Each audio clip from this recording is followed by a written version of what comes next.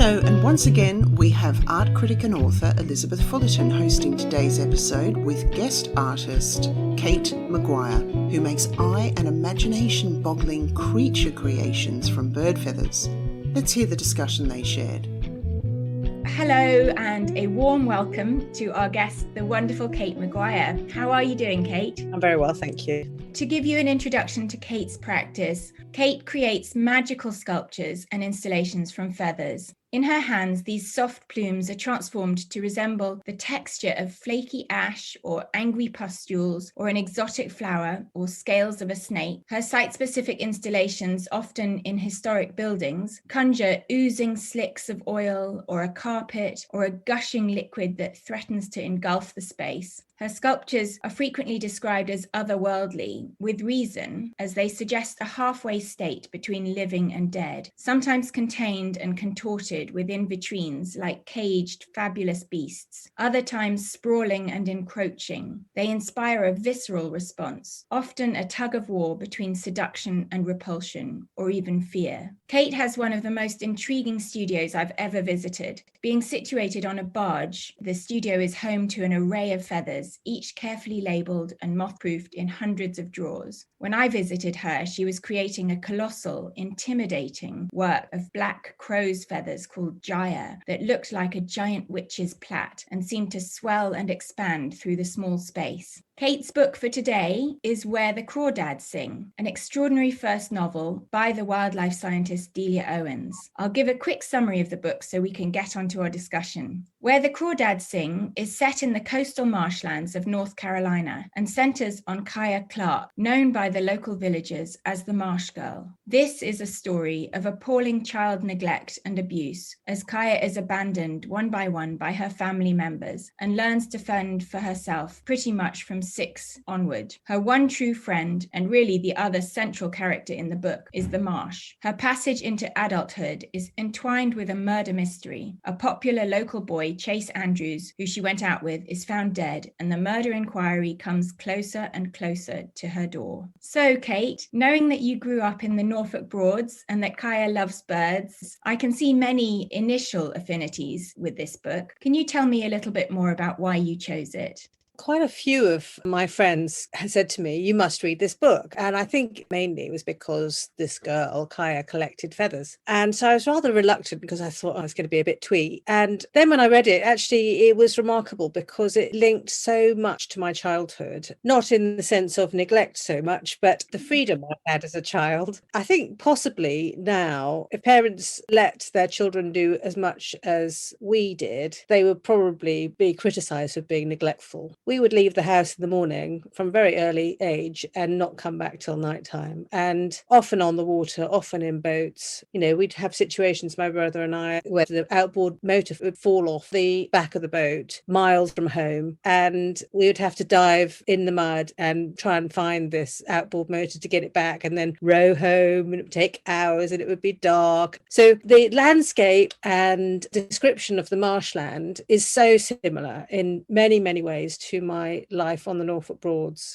So that was the initial thing. There's so many parallels. Where Kaya's house is set in the book, it is only accessible by a tiny road or the water. And the Norfolk Broads are a natural phenomenon in the sense that they were marshland, but they were hand cut as peat cuttings and connected by waterways so that they could export the peat effectively. And that what's left is this beautiful array of lakes and rivers. But there's no road access to those lakes. There would be probably a border of, maybe a quarter of a mile, half a mile between the water and a road. So when you're on the Broad, you're completely surrounded by reeds and little dikes and rivers that will lead you away from the Broad, but there's no way that people can look in. So you feel very quiet. There's a beautiful silence to it, apart from the water and the reeds and the birds. So it is a magical existence. And the book just led me straight back to that. Wow. There's also a real isolation and self-reliance balance, isn't there? Because Kaya, for instance, I'm really aware when Chase turns nasty, no lock on her door is going to help her. She can scream the house down, no one will hear. She's completely on her own. Yes, I really felt that too. But what was woven into that, her alarm procedure was the birds and their call being different. And they would alert her for any difference in the environment. And she learned to read the songs and sounds of the birds so accurately. I'm definitely not technically knowledgeable about birds, but I know now the difference between the blackbird song and its alarm song. So you'll hear a bird nesting and it's calling to its partner, whatever. And then when it's protecting its nest, you can hear that the sound is so different. And the alarm signal, it's telling other birds that there's something there. It's warding off magpies maybe to stop it coming near.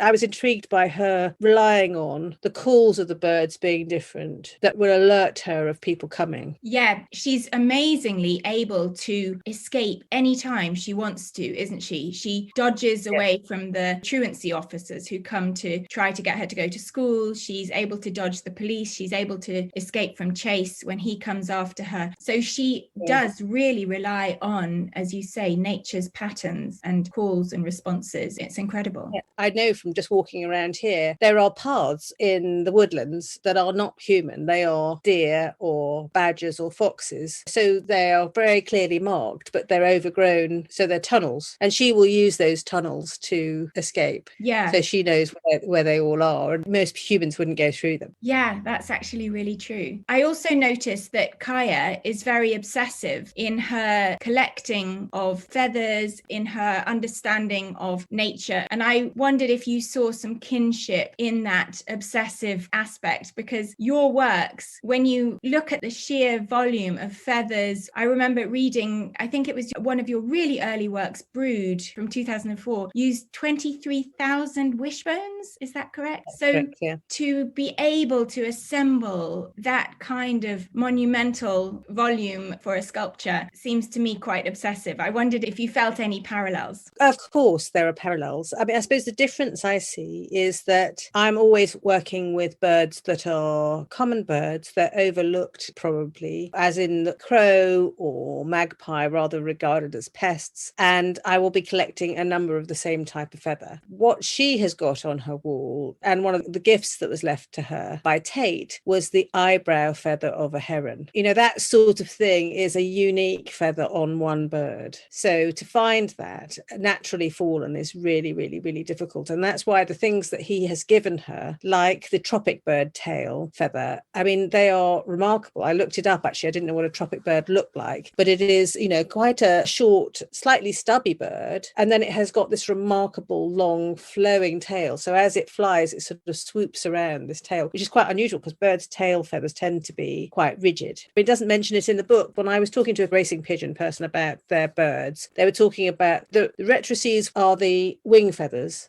and they call them the oarsmen, the flight feathers that will give it power. And the tail feathers are regarded as the helmsman, so the thing that steers. And of course, being so interested in boats my entire life, that seemed a rather remarkable parallel. And in the book, of course, they've got all these mentions of boats, and they are so beautifully put and they are so correct. I love that sort of attention to detail of the boating words. Yes, it really brought it to life. I wondered if you had a passage that you might want to pick out from the book. Well, the passage that I've picked out really relates to the harshness of nature and her beginning to understand the brutality of nature. And I talk about that quite a lot in my own practice, really, because we think of nature as being this sort of bucolic, ideal landscape, this beautiful world, but actually it really is quite brutal. So I'm going to read the passage that you talked about. Turkeys had been one of her favorites. She'd watched as many as 12 chicks tuck themselves under the mother's wings, even as the hen walked along, a few tumbling out of the back, then scrambling to catch up. But about a year ago, as Kaya strolled through a stand of pines, she'd heard a high-pitched shriek. A flock of 15 wild turkeys, mostly hens, a few toms and jake, rushed about, pecking what looked like an oily rag crumpled in the dirt. Dust stirred from their feet and shrouded the woods, drifting up through the branches caught there. As Kaya had crept closer, she saw it was a hen turkey on the ground, and the birds of her own flock were pecking and toe-scratching her neck and head. Somehow she'd managed to get her wings so tangled with briars, her feathers stuck out at strange angles, and she could no longer fly. Jody had said that if a bird becomes different from the others, disfigured or wounded, it is more likely to attract a predator, so the rest of the flock will kill it, which is better than drawing in an eagle, who might take one of them in the bargain. A large female clawed at the bedraggled hen with her large horny feet, then pinned her to the ground as another female jabbed at her naked neck and head. The hen squealed, looked around with wild eyes at her own flock assaulting her. That's pretty tough, isn't it? Yeah, really tough. The chapter then goes on to talk about her being in the shack by herself and the boys from the town coming to pick on her. They're talking about this ritual of who's going to go and see the marsh girl, and are they going to dare to go to her house and sort of bang on her door and frighten her. And because she's on her own, she is easy pickings, really. So I just thought that sort of animal-human parallel was quite interesting. Yes, that group dynamic as well, the group and the individual. Yeah. The mob attacking an individual, I think, is quite an interesting dynamic. Definitely. Really. What's really interesting also with the book, she writes beautifully about nature anyway, but she uses her descriptions of nature as a metaphor for human behavior. And a passage I wanted to pick out that I thought was quite interesting was the passage on the fireflies. It started with this really beautiful courtship that she and her real love, Tate, have, where he leaves her these really rare feathers, as you had mentioned. And it's a way of getting to her because she's so desperately shy that only someone really dedicated and using nature in a really gentle way could hope to get to her heart. But then when he lets her down, she's waiting for him and notices this firefly dance. And it's really interesting. I'll read the passage out here. Dully, she watched fireflies scribbling across the night. She never collected lightning bugs in bottles. You learn a lot more about something when it's not in a jar. Jody had taught her that the female firefly flickers the light under her tail to signal to the male that she's ready to mate. Each species of firefly has its own language of flashes. As Kaya watched, some females signed ... flying a zigzag dance, while others flashed ...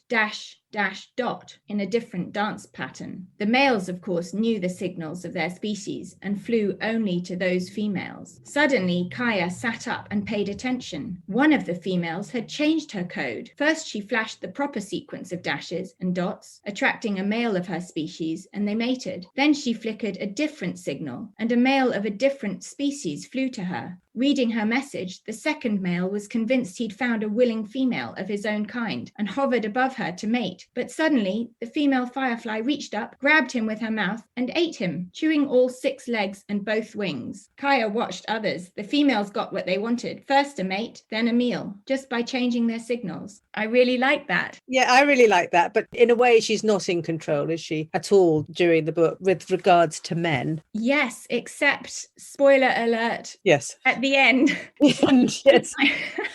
She kind of gets her own. Yes, so I think that passage is put there partly because it's really interesting, but also to give us a little clue that maybe at some point she will gain control herself. Yes, exactly. And how did you find the characters? I mean, obviously Kaya is the one who we're seeing the book through, but was there any particular character that jumped out for you? Well, talking about jumping and Mabel, they were her only sort of trusted friends. I mean, the boys obviously had an agenda, whether that was love or promiscuity, they still had an agenda. Jumping and Mabel didn't, and they were just there and saw that she was on her own and read her really well and were able to help, but very gently and not crowd her out, so that she felt confident to ask for help because she didn't know how to do that. She hadn't been brought up by anyone. She wasn't sure how to share things. She didn't know how to behave. She didn't know how to dress. Yeah. She'd worked it all out herself. That relationship I thought was really beautifully put. And I liked the fact that she defended Jumping when he got attacked by the local boys. She beat one of them up, basically. He becomes a father figure, doesn't he? Yes, exactly. For me, he was one of my favorite characters. He's this very kind-hearted African-American man who runs a gas station, I think, on the waterfront and a basic convenience store. And he pretty much, with with his wife Mabel, saves her from starvation and destitution. Yes. I mean, she fishes and smokes fish, and she produces these things almost inedible, but they take them so that she feels like she's earning her keep and able to earn some money. I mean, it is remarkable, stroke unbelievable, that she could look after herself from age, well, her mother left at 6, I think, and her father left when she was about 8 or something. So that is difficult to believe, but I suppose it's possible. Yes, I don't know whether we are expected to think that that's a bit of artistic license, but either way, she is remarkable, and we really see how the marsh sustains her.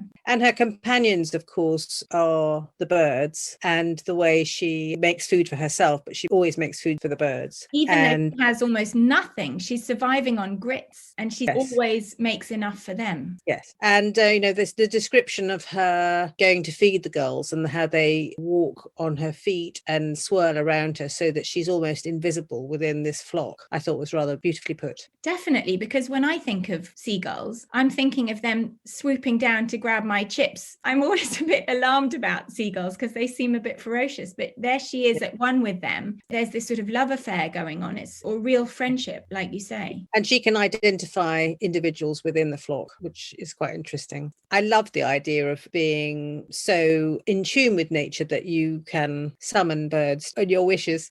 I've been swimming daily, actually pretty much for a year now in the river here. First time I've ever done it, and I love it. I'm completely hooked. There are 3 ducks, a female and 2 mallards, who now swim alongside me. I swim down from my house to the loch, which is about 200 meters, and then back again, and they swim alongside me the whole way. I don't know what that's about, but it's quite fun. There is also a kingfisher along our stretch, and I often see him in the morning, and he flies so close to the river. It always makes me laugh. So I sort of feel I have an inner Kaya in me, and that relationship with birds is very special for me. Wow. Are you swimming on the way side rather than the Thames side? During the winter, I swim on the way side of my house because the Thames is flowing too fast. And then yesterday was the first day that I swam round the other way and swam up the Thames. So I always swim against the flow of the river, and which is quite a hard swim. And then it will deliver me back home with the flow of the river. Kate, you are a superwoman. I love it. And I thought I wouldn't really like swimming in the winter, but it's very different. It's a bit like Kaya describes the landscape, with the sort of trees covering the track so you can't see your way through. Here, all the trees are bare in the winter and they're leaning over the river slightly. It feels a bit like the bones of a cathedral. Lovely. Are you swimming in a wetsuit? No, I do wear gloves and boots. Wow. Yeah, no wetsuit. I am very impressed, Kate. I wish I had your hardiness. Well, I didn't think I'd be able to do it, but it really has been a revelation this year, and I feel put out now if I don't do it. Very good for the breathing. You breathe in a slightly different way. It boosts your immunity, apparently, and your serotonin levels and that sort of thing. So, yes, keeping me happy. And making new friends with the ducks. Yes, exactly. It's interesting that Kaya is also an artist, and she is painting intricate watercolors of nature. But whereas she is seeking to replicate nature exactly, it seems to me that you're trying to transform and transcend our narrow understandings of it with your sculptures. She didn't have a camera. I wonder whether if she'd had a camera and she'd been able to record her findings in a different way, whether she would have painted in the same way. I mean, she was very keen on documenting the marsh, wasn't she? And knowing everything about the marsh. And so her interest is scientific as well as being artistic. Yeah. I think with the advent of television and photography, we are also bombarded with images. We can see, David Attenborough programs about the most incredible beasts. So there's no need and no interest for me to replicate any of those things. And so I want to take it a step further. I want actually to get you to look again at crow feathers or mallard feathers in a way that by presenting them in a different way and showing you a different form, it makes you question all the things that you think you know already. Well, half the time you're probably subconsciously aware that they're feathers, but you're thinking outside of birds, aren't you? Yes. And I'm trying to make hybrid creatures that are reptilian, or they'll have the creases and curves curves of a human body, but they'll be in the shape of a serpent, maybe. So they are reminiscent of something that we know, and then they'll defy your logic by introducing a different material or being an incredible colour or have an exquisite pattern to them. Part of it is I'm trying to seduce you with its beauty, but also to try and get you to look at things in a different way. All about that sort of confusion and mix-up of not letting you get away with just thinking it's aesthetic. Yes, absolutely. You talked about confusion or conflict, and I wanted to ask you about your work, which has always fascinated and enthralled me and also alarmed me, that work called Sluice. You recently did an Instagram project inviting people from all walks of life to respond to your works, and I was honoured to be invited, and I chose that work, Sluice, which is elegant but terrifying, consisting of feathers gushing out of a pipe and seeping across the floor, threatening to flood and, who knows, eventually perhaps asphyxiate you. At least that's my reading. I got an extremely powerful gut response to that work, and I wondered if you could talk a bit about how it originated and where it's been shown. It's one of my favourite pieces, so I'm very pleased you've chosen that one. I was invited in 2008 to Breda in Holland to make a site-specific piece for their gallery. It was quite an untidy gallery space as such. They had what looked like a sewer pipe broken off and coming up through the floor. So that was my start point. And I wasn't really sure whether it was going to erupt at any moment, anyway. So I took lots of measurements and came home and made my installation and then brought it back and installed it. So it was quite a lengthy process. One of the things about being on the river I'm constantly aware of, it might look completely benign on the surface, but you can see by eddies and ripples that there's an undertow. So for me, the river is something I'm very aware of, at the danger of it. So it was something I wanted to show in that piece, really, that it is a devious and difficult medium. So this idea of this churning water that could drag you down was sort of part of that process, and the flooding and consuming of the space was really important. What I thought was quite interesting with that piece, that quite a few people said to me, the flood is going back into the pipe. And I never read it like that. I read it as if the flood is coming out of the pipe. Yes, isn't that interesting? I never did either. I always thought it was those feathers were going to come and just fill up the room all the way up until you actually just are gasping. Yes, absolutely. Especially when I make site-specific installations, I make it in such a way that I alter it to be site-specific in wherever I show it. So that piece is shown in Berlin, Greece, Athens, Paris, London, Holland. And each place, obviously, the architecture is different. So we've made a replica pipe so that can go anywhere. And then what I do is make it sort of go around the corner and out of a room and down onto a different level. So I can alter it each time. It's a really wonderfully flexible installation that can respond to the architecture of a space. Incredible. I'm sure it changes each time. But how many feathers roughly would go into a work like that?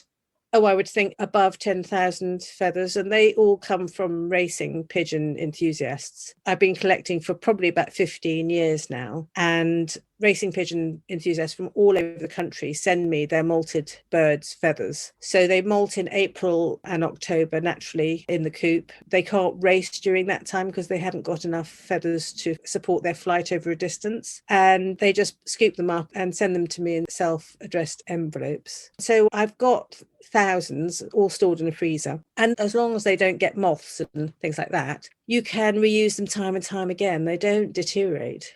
I can't believe there are that many racing pigeons. I would think that there is at least 100 different societies all over the UK, probably more. There's the British Racing Pigeon Association, and I got in touch with them first of all and then asked them for names of people that might be willing, who I could approach. And I probably got about 30 individuals to this day that still send me their feathers. They win a lot of money. I mean, it is generally older men that do it. And when I first started collecting 15 years ago, a lot of them didn't have email. So I was ringing them up, this mad woman from London going, could you send me your dirty old feathers? Some of them thought I was so mad and didn't bother, and then other people did, and they were really generous. But otherwise, they'd just throw them away. So I'm using material that is precious to me, but not of value to them. And for Sluice, that is made of pigeon feathers, right? That's pigeon feathers, yeah. Which is Yeah. so interesting also because it does have that kind of dirty crawling aspect to it as well. We associate pigeons with vermin, we call them flying rats, right? So there is that creepy skin crawling aspect to it as well. Then the weirdest thing, this dichotomy, is that we regard pigeons as rats with wings and then doves as the symbol of peace and purity and love. It's just the albino version of the same bird. It's a ridiculous reputation we put on the bird. It's just crazy. Yeah, absolutely. But I do think that the fact you make sluice from pigeon feathers definitely adds to this duality that you have with it, the sort of attraction repulsion idea. But at other times, you're creating these very precise ethereal sculptural forms, like the one titled Sominol from 2019, where you have stunning white feathers arching into themselves, calling to mind for me a swan tucking its neck into its wing. And it feels like it might be breathing even. But then there are all these bizarre spiky elements from the quills that create a totally different texture and register that throw the viewer off. And I'm wondering how that came about. If you look at the colour of that piece, you've got the white feathers, which are dove, and then it slowly morphs into a different colour. So it goes into the gradation between dove and pigeon. And so you've got the so-called grossiness of the pigeon going into the centre of the thing, enveloped in those quills. And those quills are almost like spiky maggots. They've got a sort of nasty yellowness to them that sort of almost pure, but not, anemic nature to that. And it sort of feels like the lining of a cow's stomach. It's got all sorts of animal elements to it. It also feels like it's moving, but it's quite static. It's spiky. And it's sort of consuming one part of the bird. It's a peculiar combination, that one. It's sort of eating itself. Yeah. And then there's that hardness of the quills and the really soft delicacy of the curving white neck part. It's a massive contradictions, isn't it? Yes, absolutely. And I like playing on this notion of, what we think of as being pure and what we think of as being disgusting, and mash it together and create something that makes you think. Yes, absolutely. And then I also wanted to think about some of the disciplines that your work ranges across, because one of my favorite things about your work is that it does encompass a whole lot of other disciplines. So we talked a little bit about the architectural aspect with Sluice, but you've also had commissions from fashion houses such as Hermes and Helmut Lang. Your work was chosen for the cover of Margaret Atwood's recent book of poetry, and the choreographer Akram Khan selected your work for an exhibition featuring dance performances at the Lowry in 2014. And then last year you had this wonderful show at Harewood House in Leeds. And you created your magic with feathers again, turning them into a kind of mosaic-like carpet.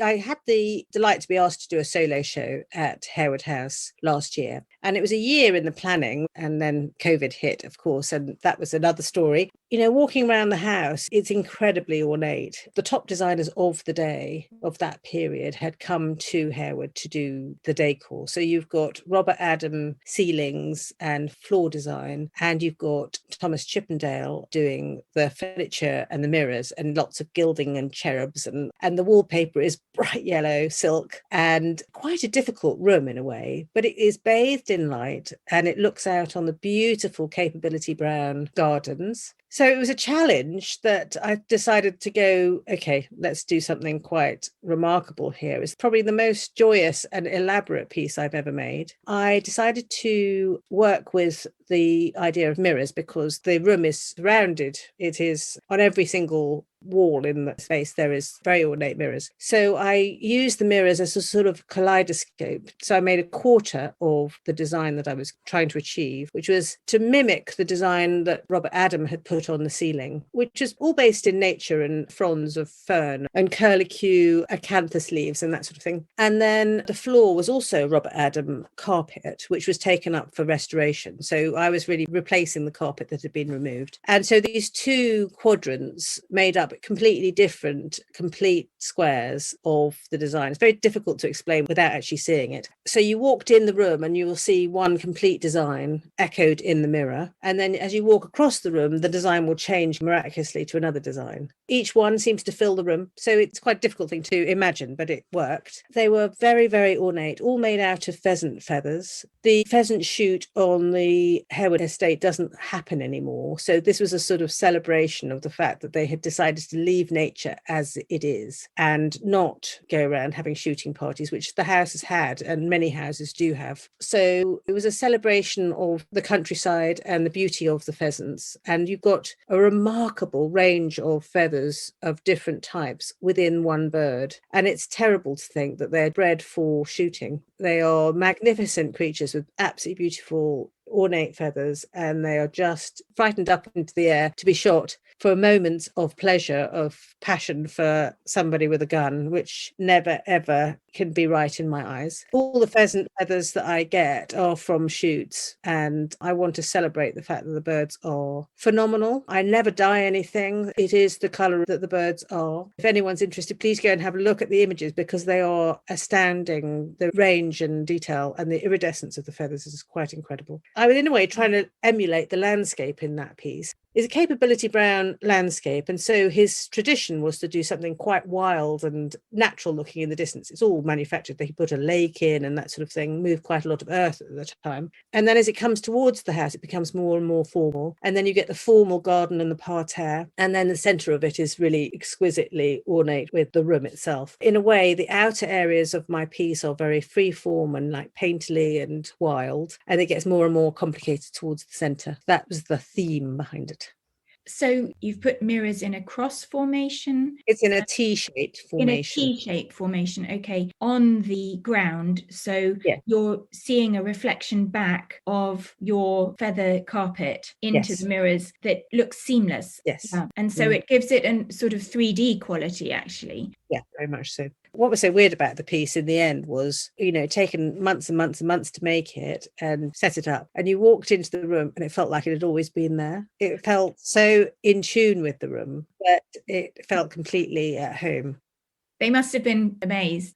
Yeah, I think they loved it actually. Although, and I was saying about the COVID situation, we finished installing and it was meant to open on the 19th of March, which was completely at the time where the lockdown happened. And we had been installing in the house for a week, my team of wonderful assistants and myself. And as we'd been installing, we were listening to the radio and there was all this terrible news and this thing had happened. And it was like we kept on looking at each other going, oh my God, oh my God. But we were in Harewood House. We were living in the beautiful mansion. We were being brought food every day. We didn't go anywhere. And by the end of it, we emerged from this surreal week to find England in lockdown. It was the weirdest thing. And so we travelled home, the roads were deserted, and then the exhibition didn't open for quite a long time. Luckily, they extended the dates of the exhibition, so it ended up closing in October rather than August. And we did manage, even with COVID restrictions, to get 25,000 visitors. So that was really exciting. Brilliant. What a crazy thing, though, how unsettling to emerge and suddenly find no one around and that life had completely changed. What artists have been influential in your practice?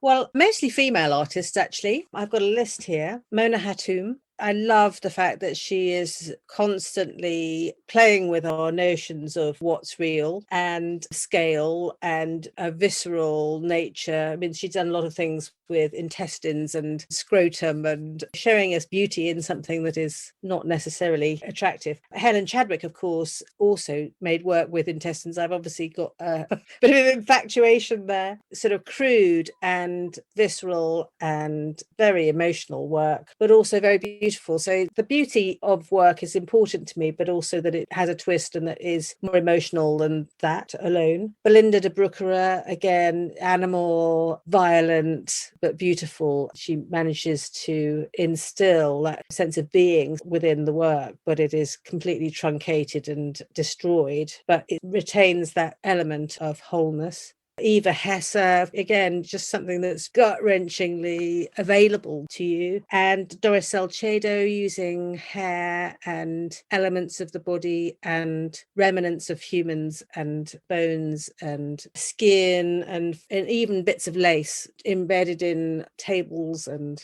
that sort of element of human, destroying tables and shoving them together and showing you that there's been a rupture and a discordant element there. All these are very corporeal, organic-y kind of works that really have an emotional impact. Yeah, so I'm following in their footsteps, hopefully. For sure. Brilliant. And what about books? Are there any that you're reading right now or have read recently and loved, or podcasts you're listening to, TV series, music? Books wise, I really enjoyed Shuggie Bain. I think probably like the artists that I'm drawn to, there is always a darker, distressing. I mean, the Shuggie Bain story is a beginning of life, aging just with such a lot of pain. Have you read it? No, I actually haven't. It is an absolutely remarkable book, and how much love is in it, but in such distressing circumstances. He's brought up in Glasgow by his alcohol addicted mother, who is gorgeous to him, and then he lies and steals and lets him down on numerous occasions. And then she finally dies, and he makes sure that she looks beautiful. He puts her teeth back in and puts lipstick on her and shows so much love for this person. There's always a darkness to the books that I like. 1,000 Splendid Suns by Khaled Hosseini, again, very dark. The friendship between women is so beautiful in it that it redeems itself in a way. And Bark Skins by Annie Proulx, that's another, based in nature, really beautifully written book about the logging history in North America and Canada, and just incredible, actually really beautifully written book. And also Tin Winton, The Shepherd's Hut, again, coming of age book. Very sad, lots of anguish involved, but in nature and making do and treasuring actually the landscape around. Nature, darkness and resilience. Yes, yeah, absolutely. And I was thinking about music. So I sing, and I've been a member of various choirs over the years. And I've actually just recently stopped being in the choir because I think they wanted to go terribly jolly because of lockdown. And I don't really like jolly.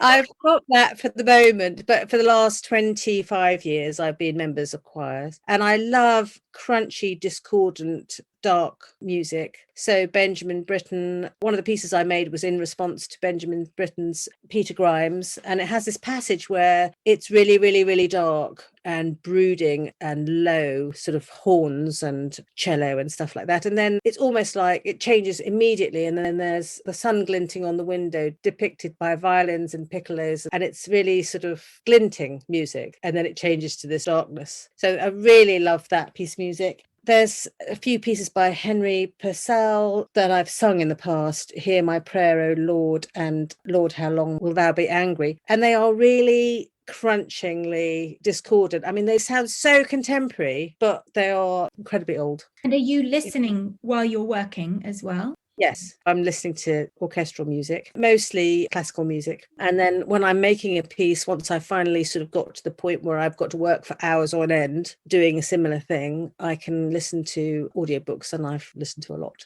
I meant to ask you earlier, how long will you be working on a piece like Gyre or Sluice? How long typically do these take? There's so much work involved. Well, it's a sort of 3-stage thing, really. I collect feathers for a period of time. So it might be years to get enough crow feathers to be able to make a piece on that sort of scale. Gyre was 9 meters in diagonal, and it was almost 4 meters tall. Although I'm dyslexic, I'm quite good with maths. And so I can work out the surface area of a piece and work out exactly how many feathers I will need per square meter to cover that. And if I haven't got enough, I need to change the design of the piece to fit what I've got, because it'd be terrible to make a piece and then run out. So yes, I do quite a lot of calculations. I have assistants for when I'm finally working on a big installation, and it might take a couple of months to make a piece. I tend to work really intensely. My studio isn't that big, so we can only really work on one big piece at a time. So we've just got to get it done and out. Yeah. And also you don't want it hanging around and getting damaged. I made a mistake with gyre because I made it and then couldn't fit part of it through my door. So I don't know if you remember, but there's a large open area at the back of the barge. We had to make that piece outside. So we had to rig up a tent around the open area. It was in February. It was really cold, so that we could work on it out there. I have never made that mistake again because, your fingers don't work after a while if you're working outside. And also, presumably, there's the risk of the elements. It had a cover on the top. It was just really the sides. And of course, feathers will fly away if it's too windy. Yes. Wow. What about films or TV series? We've all been watching way too much television in lockdown, or at least I have. Is there anything that you have been hooked on? I'm struggling with television at the moment. I just don't want to watch anything. I did enjoy It's a Sin. Thought that was amazing. Yes. It was very joyous, but so sad. And I do like a good old dark scary noir when they come along, but there's nothing I want to watch at the moment. What about exhibitions, residencies? What's coming up for you, and where can we see your work next? I know you've got an amazing monograph coming out very soon. The monograph is due to come out on the 8th of April, and it covers most of my practice, to be honest, since college. And then my exhibition in Paris was meant to be now in April, and that has been postponed for a year. So that'll be April 2022. And I'm making some new work with that in a big installation. So that's quite exciting, actually going to be quite a different emphasis, I think. So where in Paris? It's at a gallery called Les Galeries des Filles du Calvaire, which is in the Marais. A really lovely new gallery that I've got there. And I'm going to be doing Art Paris with them in September, if that still goes ahead. During lockdown, I've made a series of very precise little pieces that all relate to the flow of water. They're made out of magpie feathers and they're tiny. So each feather is less than 3 centimeters long. And for me, they're a gradation of calm water to turbulent water. And so they are little jewels of windows onto a section of the river. And they'll be arranged together. I think there's going to be 7 of them on the wall together. And there will be little vignettes, I suppose, of turbulence and calm. And the magpie feathers are iridescent, and they range between blues and turquoises. I'm completely obsessed by these pieces at the moment. They're very small, a little bit of a departure. And then I'm going to be making other pieces that will make a big installation. So will we get to see those small works that you're talking about before then, or not till the Paris show? I don't want them to be dispersed because they make sense as a set of this sort of gradation of turbulence. So you probably won't see them until Paris. I guess we'll all have to get over to Paris next year. A good incentive. Well, listen, Kate, thank you so much. It's been an absolute pleasure to chat to you today, and good luck preparing for the Paris show. Thank you so much. That's been lovely. Thank you, listeners, and also thanks to guest artist KATE MCCGWIRE and today's host Elizabeth Fullerton. I'll be back next episode with Mark Tanner Sculpture Award winner Dean Kenning. Meanwhile, if you'd like to support the series, please subscribe and rate, both of which make it much easier for other listeners to find Art Fictions. And as always, you can get in touch with me via my Art Fictions 2020 Instagram or my website gilliannipe.co.uk. Happy reading and happy exhibition seeing. Till next time. But don't go, because I'm still here. And I just wanted to say, I think you answered it brilliantly. I'm going to stop the recording, by the way, now. So she stood up on the first day and basically said, if you have problems finding your room, taking notes in lectures, losing your keys, all this list of things, I thought, yeah, absolutely. So I went to see her and had a dyslexia test for the first time. And it was just such a weight off my mind, really. It was such a relief. So, yeah. This opened up so many possibilities for you once you had that diagnosis. Yes. And my actually proudest moment is that I ended up getting a distinction from my dissertation.